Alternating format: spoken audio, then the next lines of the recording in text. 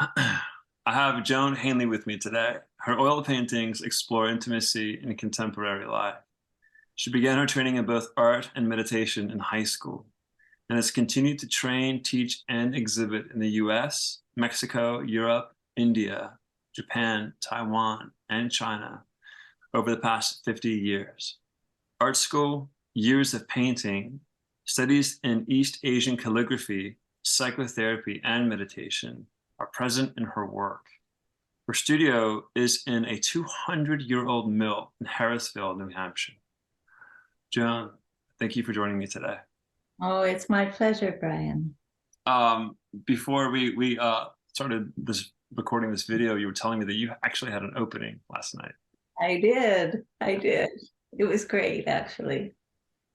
And and you had told me that you had a couple of large paintings, like larger paintings in the show, and they did very well.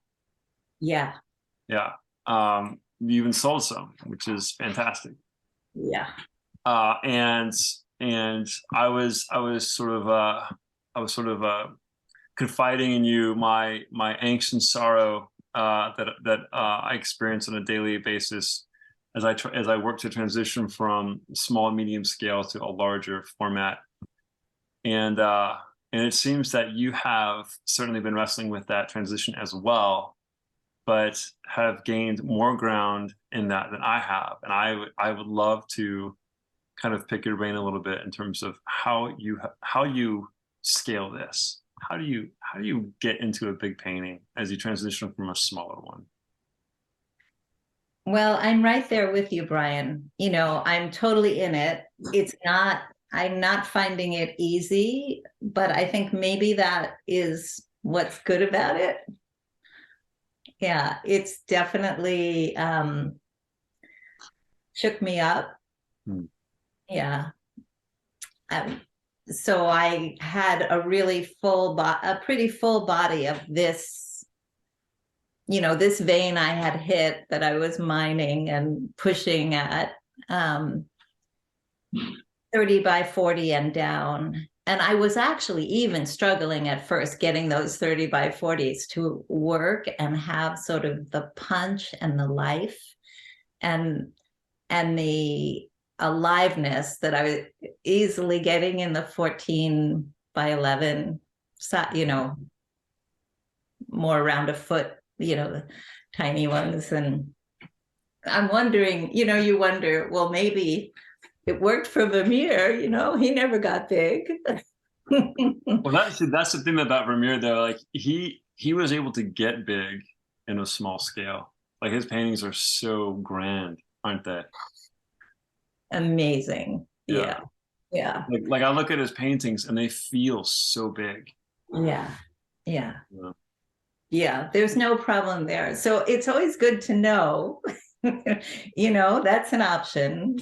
But the first painting that really knocked the breath out of me I was 15. I was in London, out of the United States for the first time. And I saw the Rembrandts in the National Gallery, and I really I lost consciousness of my body, of the painting, of the work. I don't know where I went. It basically blew my mind to be in the presence of those paintings. And I also feel the same way about the big Pierrots. Mm. Like there's just even the big Sargents, in this vein of work that I'm working in that includes portraiture and sometimes landscapes. And I just want to be able to go there. Mm. It's just a frontier.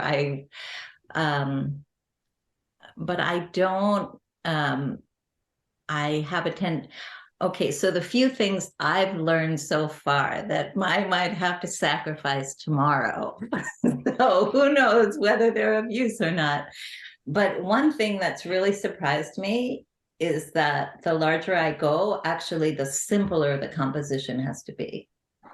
What do you mean by that? I mean, so like I did an 11 by 14 of a man walking into the water, right? And there was also a figure of a woman just like down in the corner watching him do that.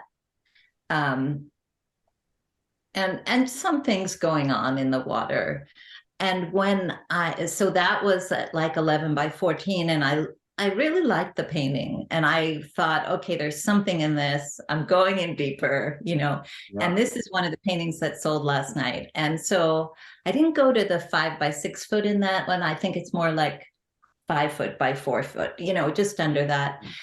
And when I went up to that scale, I realized the woman had to go. Like there was just this one figure walking in the water. There's a little dock, you can sort of make out some other things, but actually just the water and the play of the cool blues against the warm blues became such a thing. And I don't know, maybe it's that we're after Rothko happened, like all of these big minimalist paintings, these fields of color that we stepped into, um, they are playing in the bigger paintings more than I thought they would. And I think they are playing in the smaller paintings, of course. We're aware of everything that's happened. We're just part of that plant Yeah. of painters. Um, but yeah, so what I've found is the bigger I go, in one sense, the simpler. And in another sense, the play, what I like is that there's so much room for that play of paint, and the way, for instance, a cool blue will move next to a warm blue, like the way they'll dance.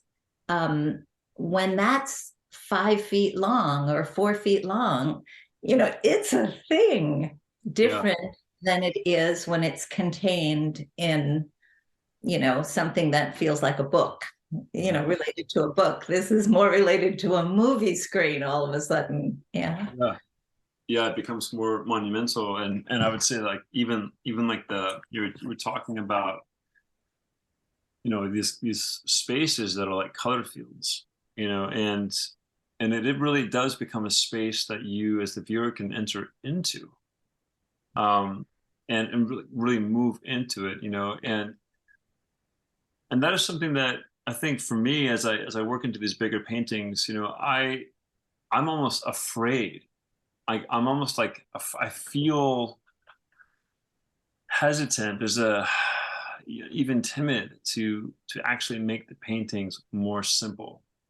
Like I'm actually sort of like kind of pushing myself in the opposite direction, which seems like crazy, like at the bigger I go, the more I feel like I can kind of get into like the painting. And I'm like, why am I doing that? Like why am I not content to allow like a larger, area of color or like a larger mass do its thing? Just let it do what it needs to do.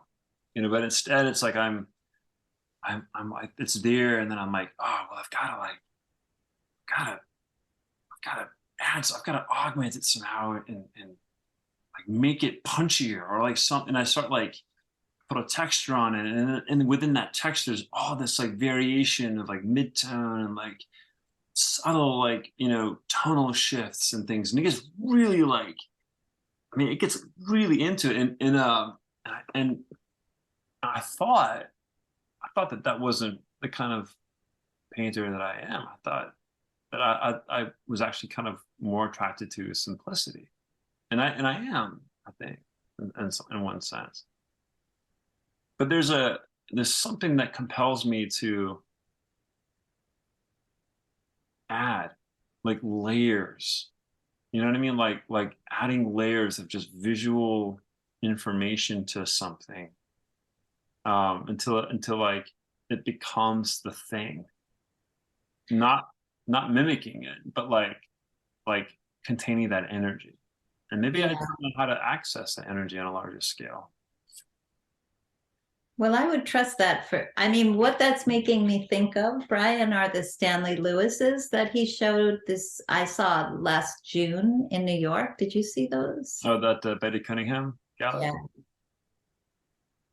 So some of those larger paintings just had so much going on in the field. I mean, they blew my mind.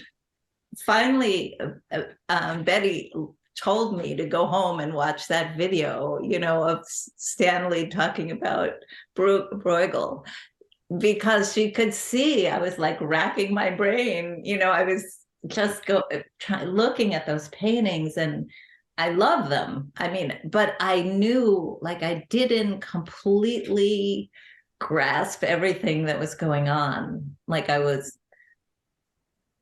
with them and I could experience them, but there was something I wanted to understand with my mind as a painter that just couldn't get there.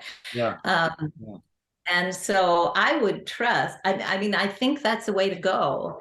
I mean, I would trust that that you want that detail in there. And maybe that is the way you get to, I mean, I think what you're talking about is having some emptiness in it, right? When you talk about the field. Yeah, I mean, it's funny, like a couple of things. I didn't see the Stanley Lewis paintings in person. I saw them on like social media, and then I ordered the catalog, which was great.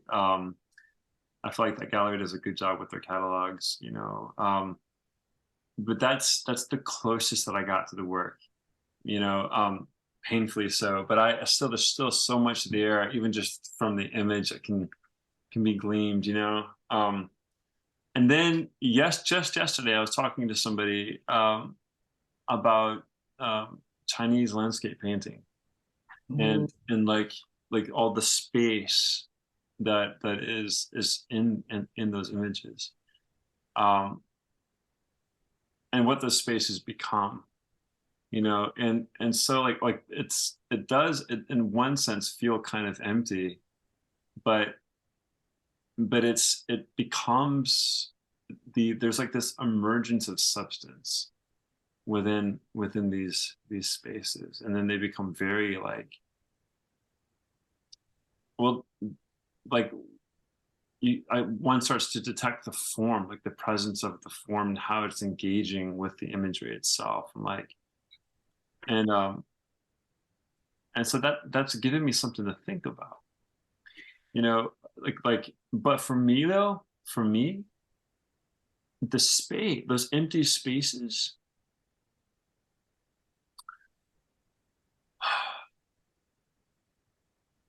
they're not really, I mean, they're not empty, right? Well, empty in English and this word, this concept in Chinese philosophy are two really different things. Can you elaborate on that? Yes.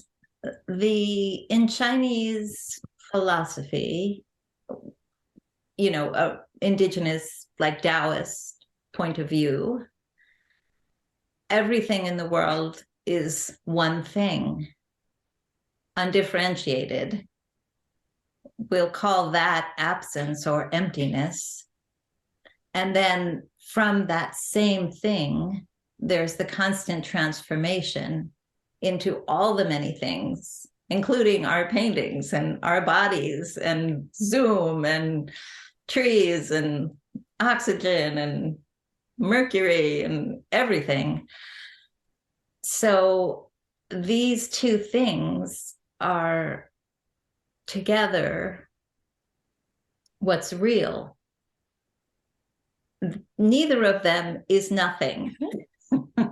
They're just the same thing manifest in different ways.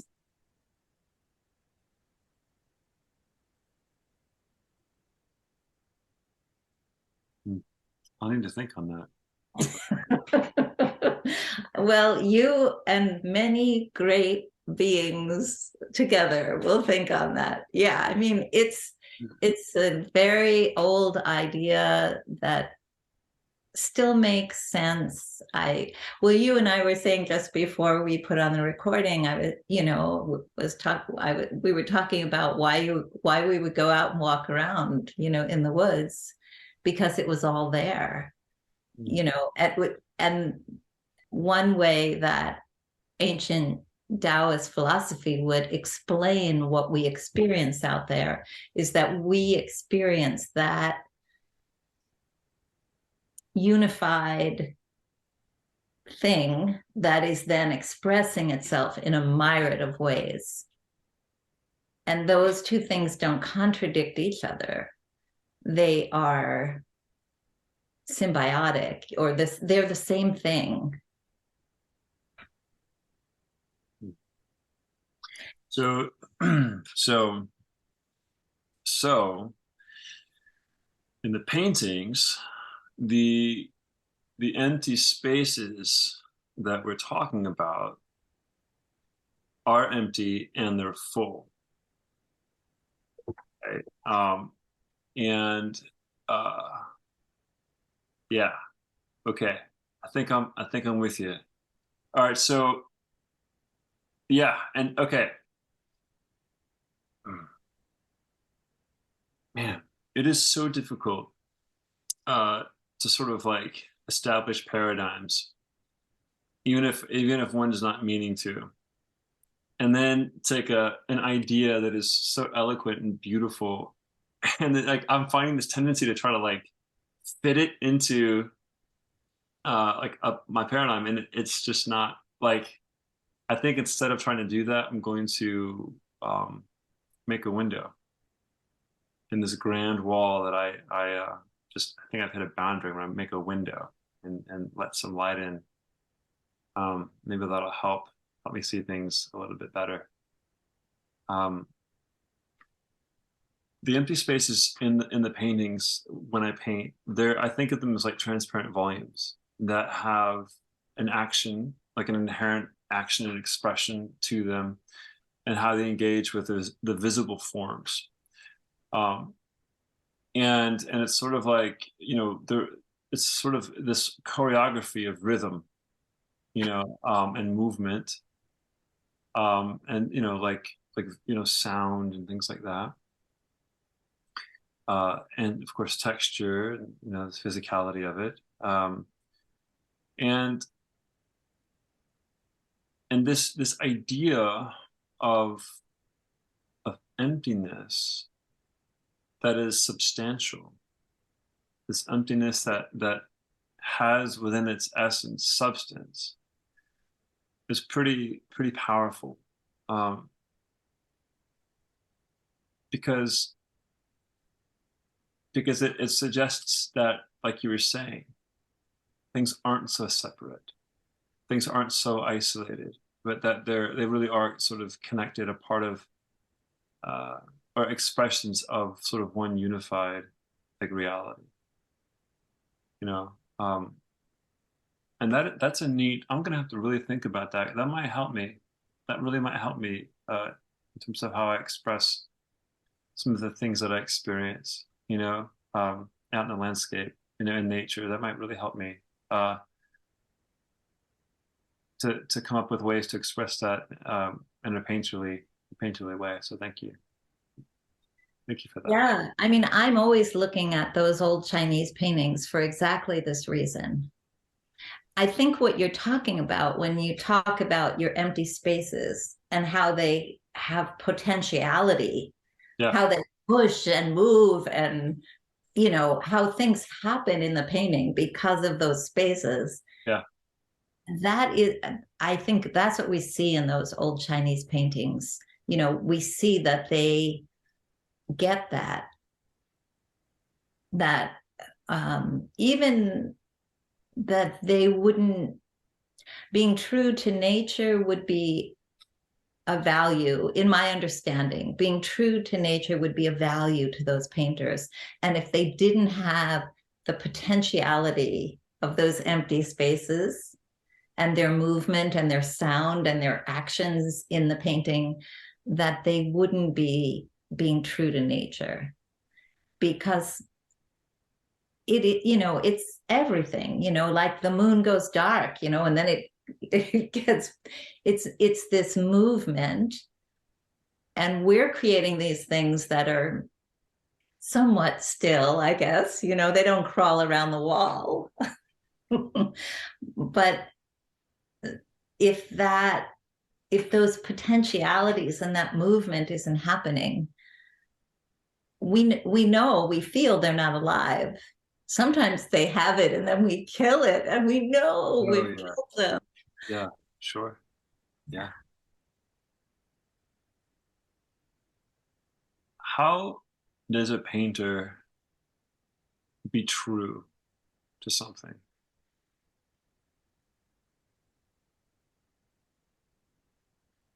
Well, I guess it's one thing I would like to do with that word true is kind of divorce it from moral, or right and wrong. Because that maybe the good thing about the moment we're painting in is, I hope, we don't have as tight a straitjacket about what kind of painting is right and wrong as maybe we've had in other times, or who to be a painter is right or wrong. Yeah. So I think being true becomes very individual, which is why I think I can say, for me, the paintings are getting simpler when they get bigger. And you can say, well, I think it's getting more complicated. And I have no hesitancy saying, go with that, Brian. There's probably something there. Don't miss that, don't miss where that's going. But Joan, it seems that if what we are saying in the context of the Chinese philosophy, then maybe it's not so much independent as it is a unique expression. Something like that is unique. Maybe that it's not that, like, that in your process, the way that you remain true to something isn't necessarily independent from how I remain true to something. But maybe fundamentally, the way that we remain true to something as painters is one and the same, but the expression is unique. And so it's still tied, it's still a part of the one and same thing, right? What do you think about that? Yes, I think it's absolutely true. In fact, I think that is what is most trustworthy and alive in our work and it's not even, I don't know where it comes from. It makes sense to me that it arises out of some connected thing, and then this thing comes out of it that is totally multiplicis. It's totally unique. It's grown by in its own thing. One thing I was thinking about this emptiness, I haven't seen them. What I haven't seen, which I would really like to see, is the Alex Katz show at the Guggenheim on exactly this question. Yeah. Wow. Yes. Yeah.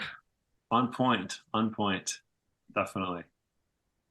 Oh, well, I hope you can get over there. Check it out. I'm going to, by hell or high water. I just have to be able to walk through it. Yeah.